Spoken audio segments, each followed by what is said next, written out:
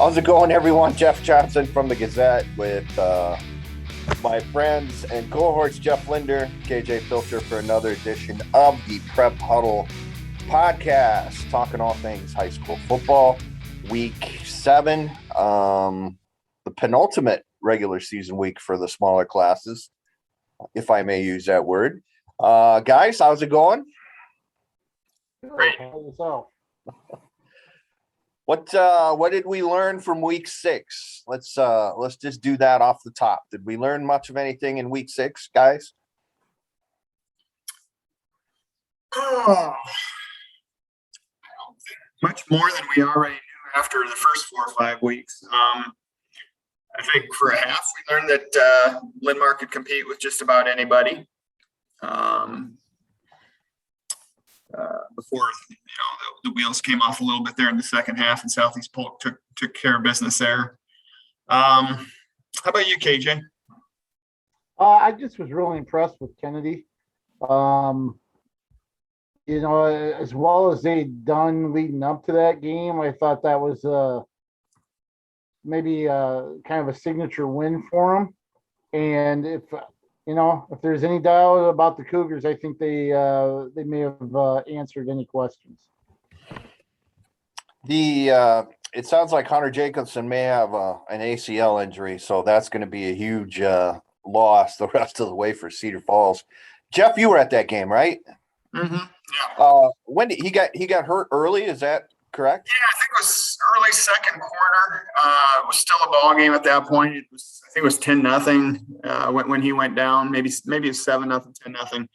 He went down. I think he was just coming into the Kennedy bench there. I didn't really see, what kind of hit there was there or any, if it was contact or not. Then he just, didn't get up right away. And then, next thing you know, he's, on crutches and street clothes in the second half. So as far as what caused it, I don't know. KJ, where were you at last Friday night? You want to talk about your game? I was at Williamsburg for the Mid-Prairie Williamsburg game. That was a game that came down to the wire. It was 24-21 in favor of the Raiders. But I tell you what, I was impressed with both teams. Mid-Prairie has some really good athletes, including, I believe it's Will Kavanaugh, the quarterback, a real dual threat there, throws a decent ball and runs really, really well. Williamsburg, they're kind of what you expect from a Williamsburg team. They're defense oriented. They do they're just real fundamental and hard nosed on the defensive side. It's kind of a rush oriented offensive attack, but it was really interesting. In the first half, I think I had Mid-Prairie 3 for 3 on 4th down conversions, and a couple of them led to touchdowns. It resulted in touchdowns. They had a 14-3 lead at the break. And then Williamsburg kind of got a little bit of a boost in the run game. Started running really, really physical. And just kind of took over. And of course, those stops that they didn't get in the first half, they had to come through and get it late in the fourth quarter when Mid-Prairie was down 3 and driving inside the Williamsburg 10, and the secondary finally stepped up and got some stops that they weren't able to do before with 2 big pass breakups. So expect some good things out of both of them here going forward. Their records do not. They're both 2-3 right now, and that is not indicative of how good both of those teams are. Speaking of that, I was at Mount Vernon last Friday night. Watched the Mustangs play Assumption. It's kind of the same thing. Mount Vernon's now after the Assumption's 24-12 win. Mount Vernon's 3-3, but it's a really good football team. When you look at the losses that MV's had, is Solon, Benton Community, and Davenport Assumption. So, and that's kind of what Coach Lance Peterson kind of indicated was, we're pretty good. It's just the schedule's been really, really tough, and they've tried to get through it. And boy, have either one of you seen Mount Vernon this season? I saw them against Bent Community the week. That's right. That's right. I like Owen Brazzi. I don't know about you, Pilch, but he's a really nice football player, and he plays quarterback most of the season. But they've very kinda, versatile. yeah. He plays some wide receiver as well. And then they'll bring in a sophomore, Joe Romberg, to be quarterback to get him the ball. And I think he's second on the team in rushing as well. So really, really nice football player, and the son of Cornell College women's basketball coach, Brett Brazzi. Owen is. So just a really nice player. And,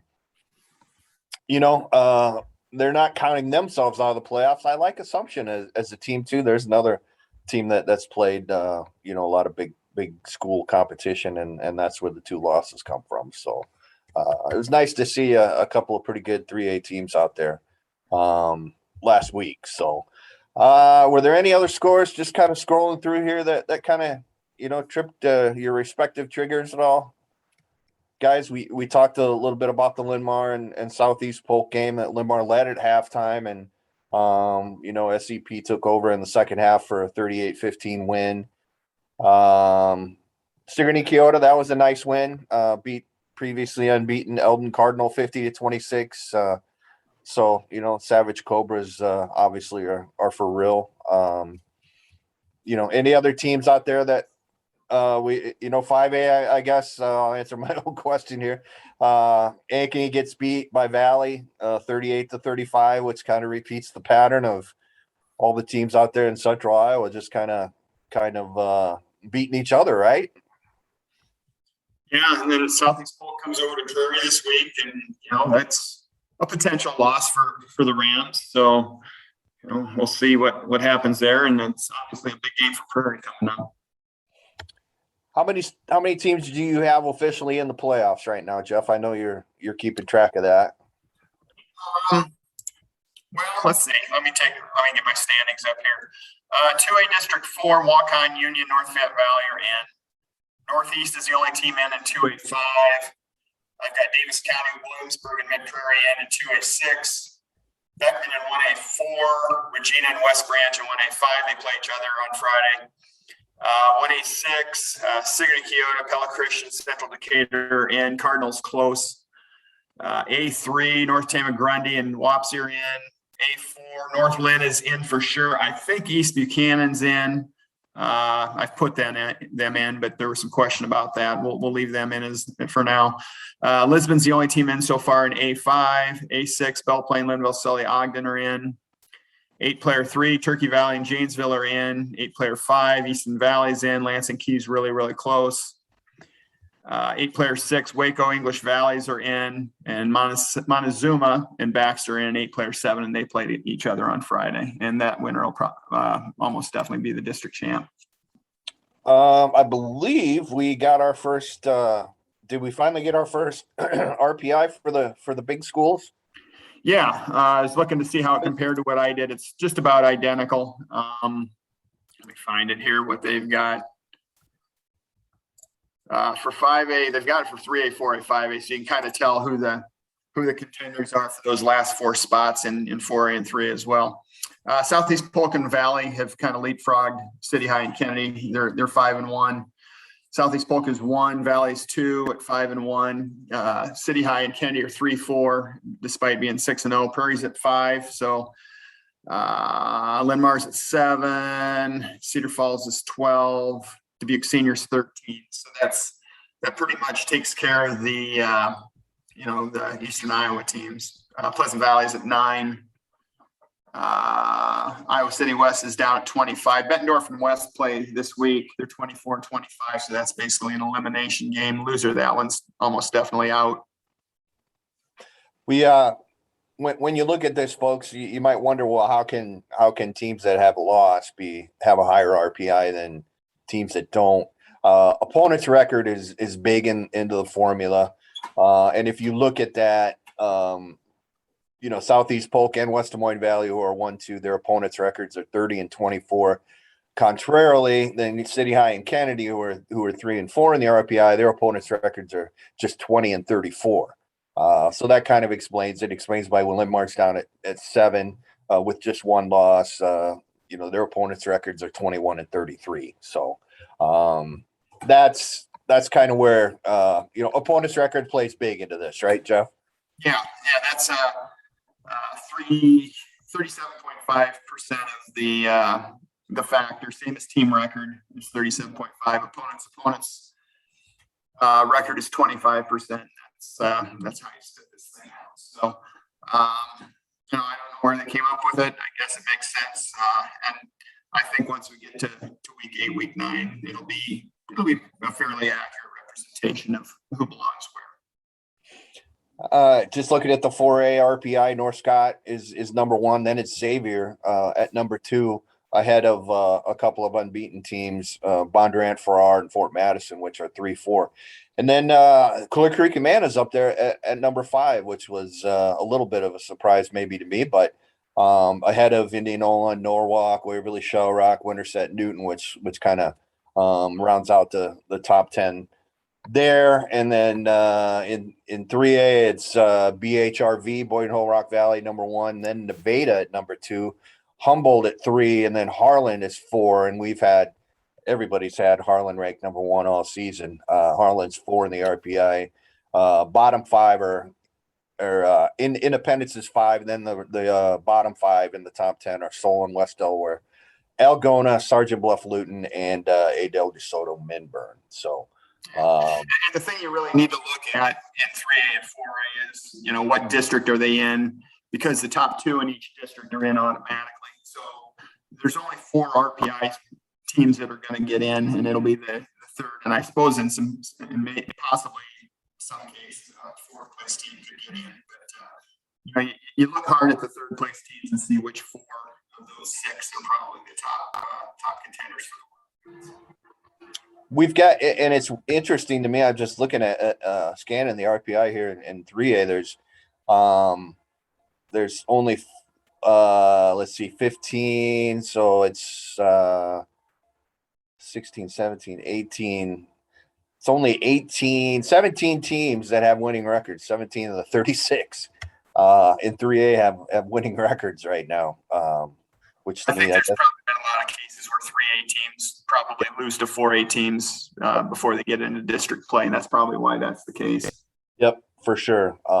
So we got 2 more weeks, as we said, for the smaller classes, and then their postseason starts. Or if you don't make the postseason, you can schedule another regular season game against someone to get 9 games in if you want to, and then the bigger classes, it's the straight 9-week regular season and then the playoffs. So that's just the way it kind of looks. We're taping this on Thursday afternoon, and we do have a couple of games on Thursday evening.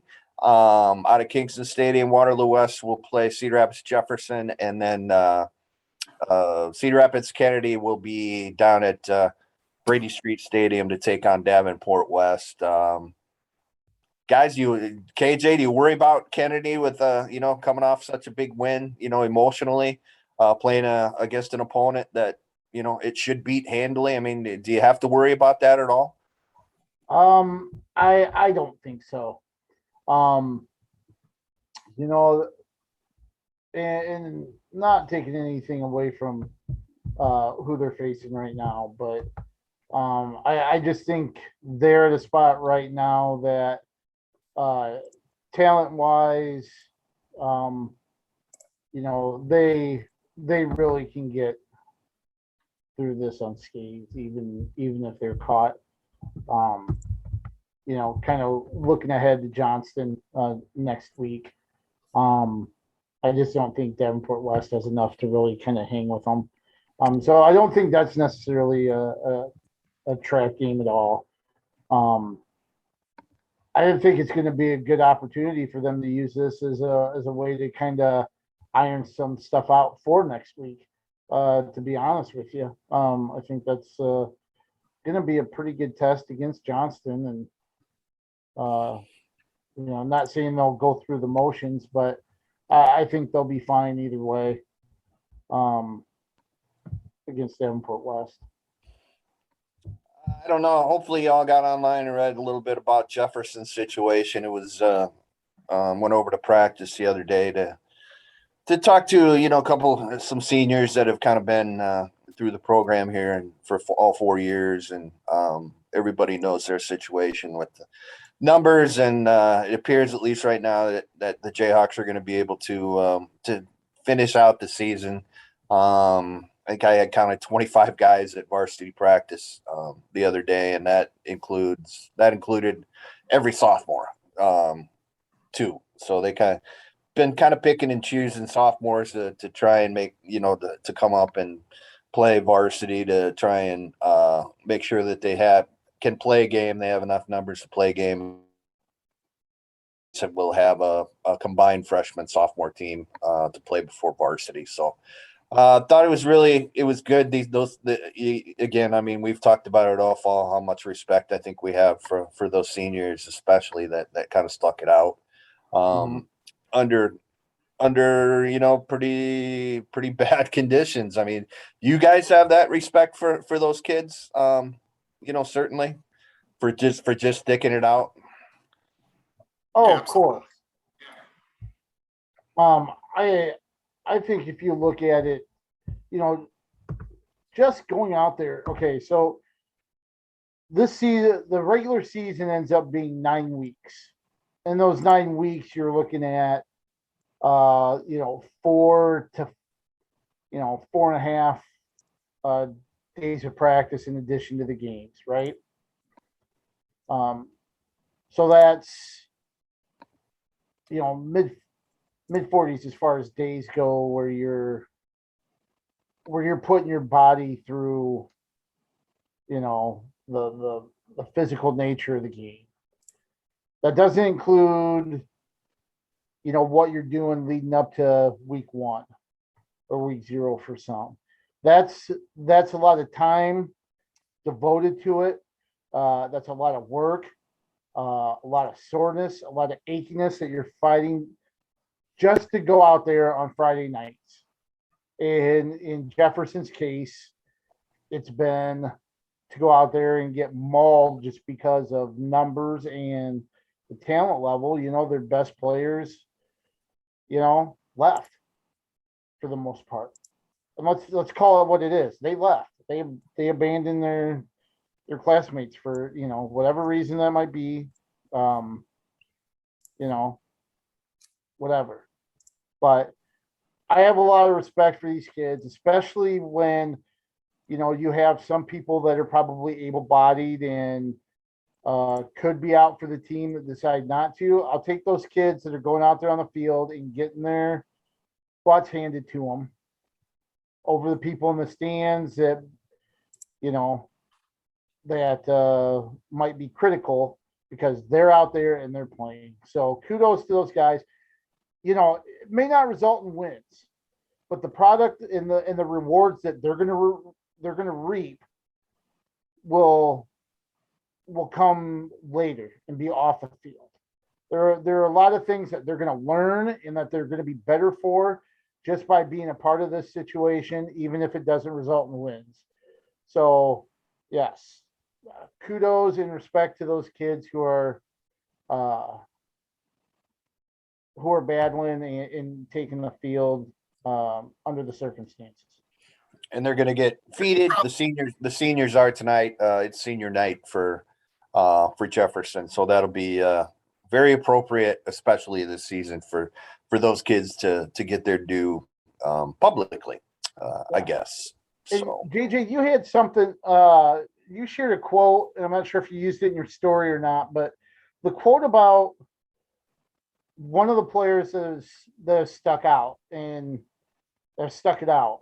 And the thing that he kind of mentioned was, the trust that he has in the guys that are lining up with him right now.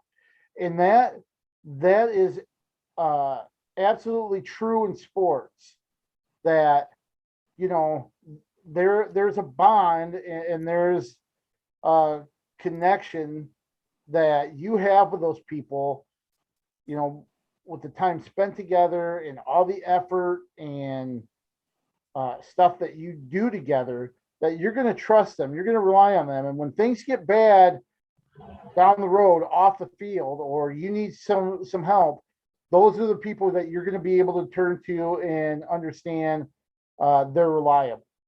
They're the ones that you can count on. And I think that's another lesson that these guys are learning. Who is going to be there for them in the future? And I think these guys have a grasp on that. Yeah, go ahead, Jeff. No, please. Just kind of piggybacking on what KJ said. They're most likely going to go 0-9 this year. But these kids that stick it out are more likely to be better workers down the road, better students down the road, better husbands, better fathers. Yes. And you have to respect that. 100%. And, one of the kids, Zane Wilson, he mentioned about how it's for me now, we were given a bad hand, but it's about us, making everybody else better for the future of the program. How refreshing is that?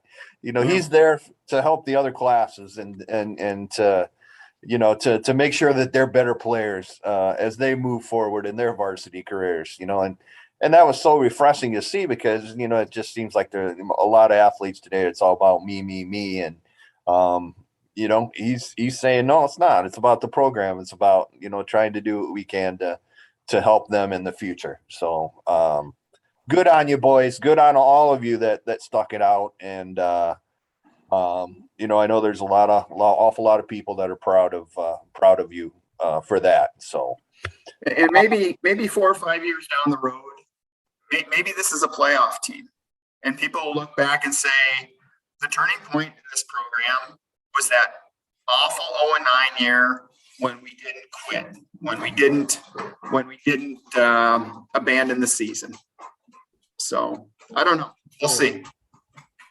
Yeah, I mean, they're freshmen. They got a lot of freshmen. It's upwards of maybe 40 kids, and they've been competitive this season. And I think that might be where it starts to build, for the program moving forward. And all those freshmen have kind of stuck together. They've on one team, on the freshman team. They haven't been called up or anything like that. And that was, I think, purposeful to kind of keep that group together. And I think they, Coach Chris Busing and everybody over there kind of sees the freshmen as the class that maybe might start getting this whole thing turned around. So good luck to everybody over there. I guess that's all I have to say. So let's do a couple of, I hope you folks are reading the 4 downs that KJ Pilcher puts together, because it's really good stuff.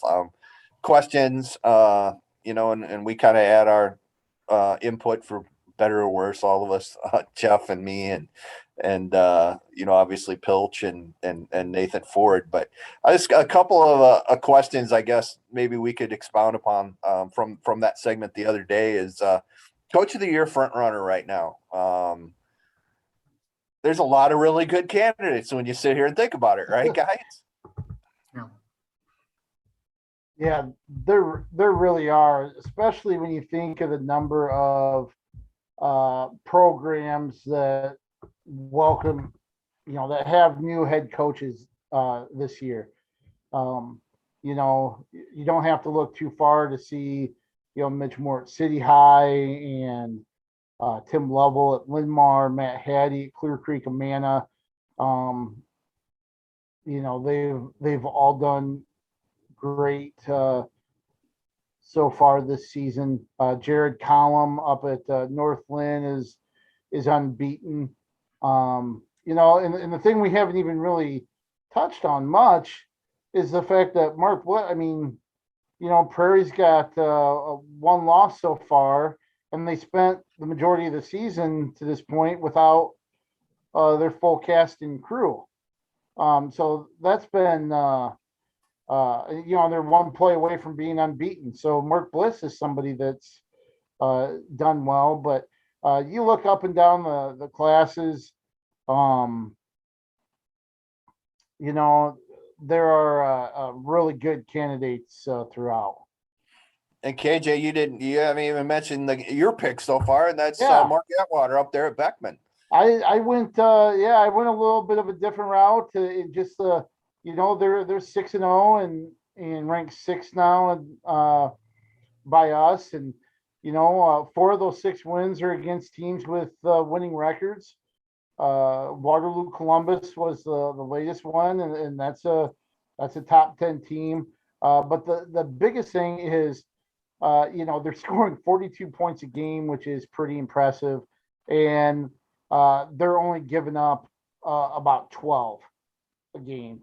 So I think we saw this coming. I think a lot of people kind of saw last year as maybe being maybe the start of something.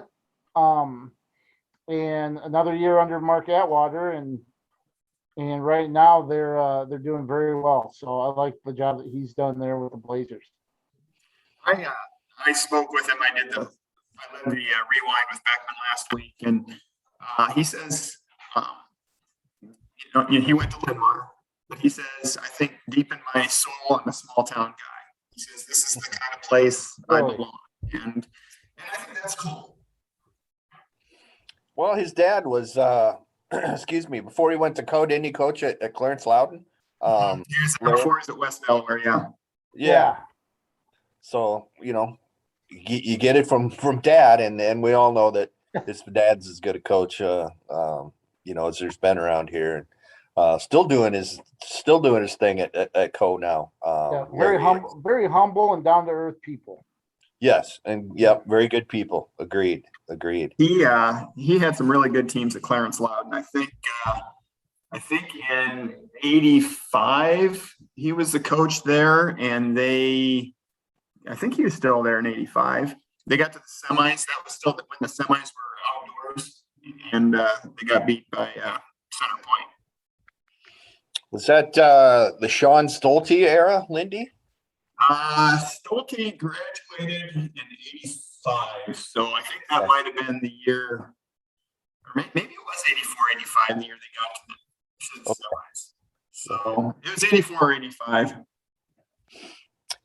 The other of the 4 downs that I thought maybe we could hit on real quick before we move on was the question that we got on Facebook from Jennifer Schulte.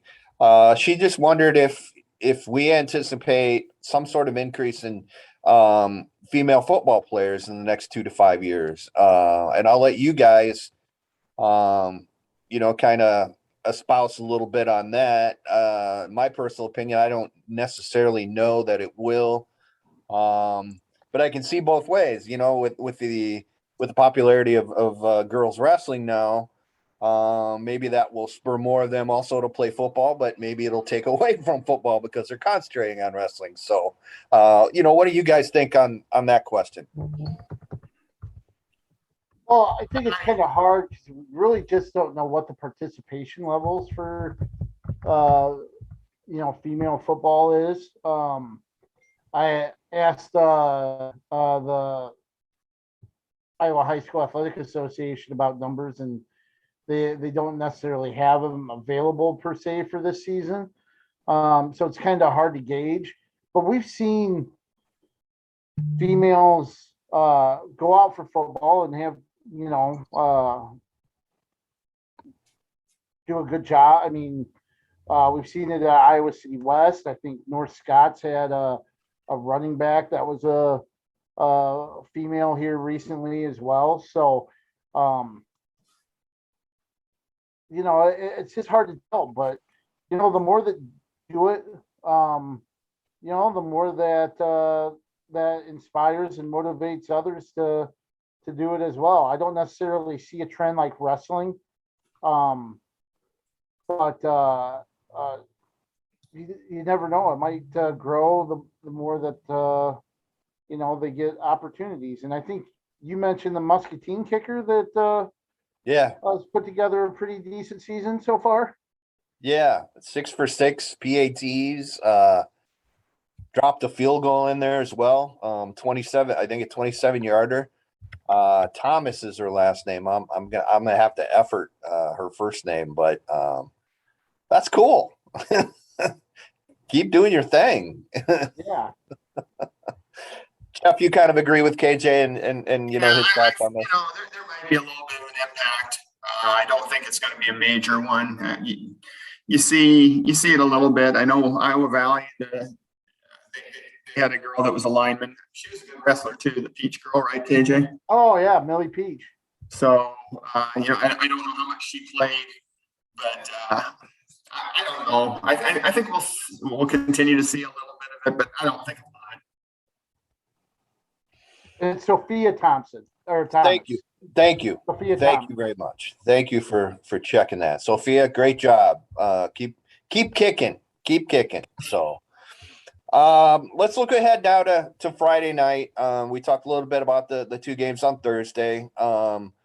Jeff's put together kind of a list of some of the bigger games in the area and games involving the Metro and Iowa City teams. Marion's up at Decorah. We've got a big 8-player game, Montezuma at Baxter, a couple of teams that are undefeated. Can the Baxter Braves hang with Eddie and the Tide, or Eddie and the boys, Eddie Burgess and the boys? What do you think? There's going to be a lot of points scored. I think both of them are scoring in the 60s this year, and I think they're both a little bit. Both teams can be scored upon, so I think it's going to be a track meet. I think you better score 50 points if you want to win that game. Back to 11-player. There's some big games. Solon hosts Fairfield, a pretty significant District 5 and Class 3A matchup, and then another big one out of Van Horn that very well could decide the district champion there between Davenport Assumption and Benton Community. And KJ, you're familiar with Benton. You saw him a couple of weeks ago. So another big game that the Bobcats get to host. Yeah, and I think that's going to be a game that's going to be one up front.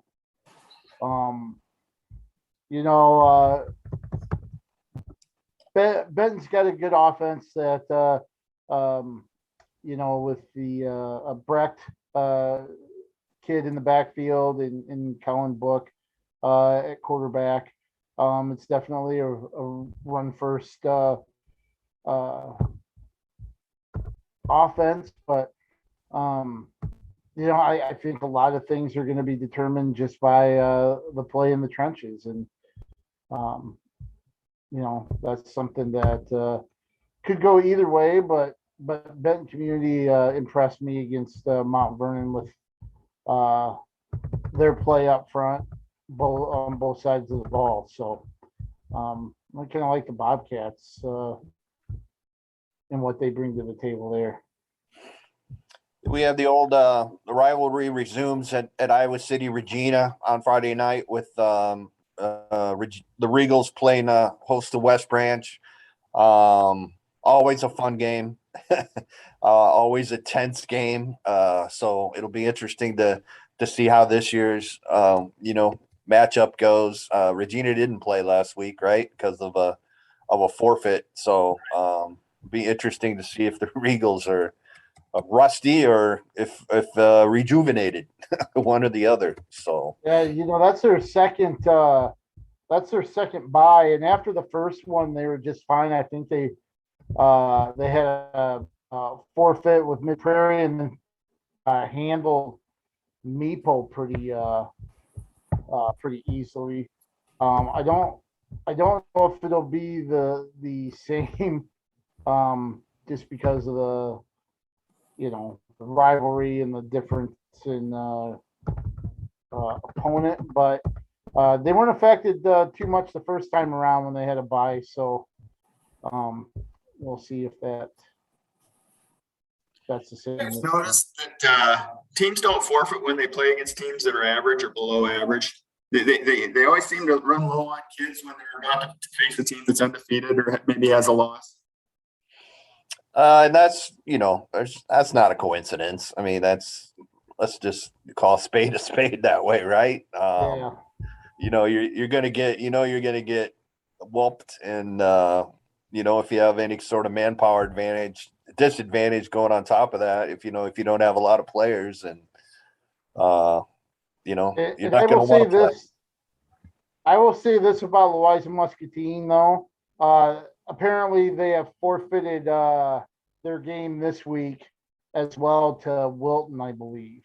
Okay. So, but you guys bring up a point, and we talked about that on one of the earlier 4 downs, I think, when Regina received their first bye, that, is this something that we're going to see, a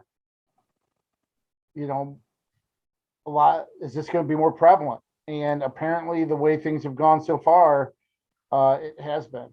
And Linder hits it right on the head. Those forfeits aren't really coming to teams that are 1-4.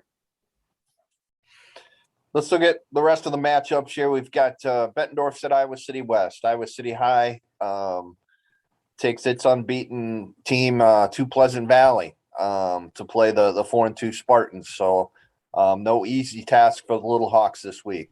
Iowa City Liberty is at Fort Madison, and Fort Madison, I believe we have ranked in our top 10 and 4A at 6-0. Kingston Stadium game Friday night is Newton at Cedar Rapids, Washington. And just boring aside here, I saw those two teams play when I was a sophomore in high school back in '82. They played each other in the playoffs one year at Kingston Stadium. And I got to tell you, boys, Newton had their entire side filled. They brought like the whole town. It was very impressive. And Washington was able to win that game. But I'm pretty sure that's the last time Newton and Cedar Rapids, Washington played against each other in football. So people forget Newton used to be rabid about their football. For sure. In the 80s and early 90s. So yeah. State championship team, I want to say, in the 80s in the biggest class. So. I think they won more than one. And that was back. It's a much different city now, unfortunately, with, when Maytag pulled up, that was the main employer in that city. And that really took away a ton of population, obviously. So, but yeah, back in the day, the Cardinals were one of the best big school programs there were. In our state. So looking at a couple other games, Ottumwa is at Linmar. And then we'll talk about a couple of biggies. Clear Creek Man at Cedar Rapids Xavier. Both teams are 5-1, undefeated in the district. Guys, what do you think about that matchup at Saints Field? If it's a 1-point game, I like Clear Creek Man's chances. Yeah. I don't think it's going to be a 1-point game. I think Clear Creek's got a fine team, but I think this is going to be a big step up for them as far as competition is concerned. And I think Xavier's probably the superior team in that one. To Jeff's point, Clear Creek Amana has won 3 games by 1 point this season. So, hey, you got to win no matter how, baby, right? That's right. That's right. And our other big game, obviously, is out at Prairie. Southeast Polk at Cedar Rapids Prairie. Both are 5-1. Southeast Polk's ranked number 1, and Prairie's number 7. And we saw Linmar hang with Southeast Polk last week, guys. I think Prairie's got a legit shot to win this game. What say you? I think they've got a chance. It's going to be a deal where they're going to have to play well for 48 minutes and to give themselves a chance. But I think they can go out there and compete. KJ, what do you think? I think they certainly can.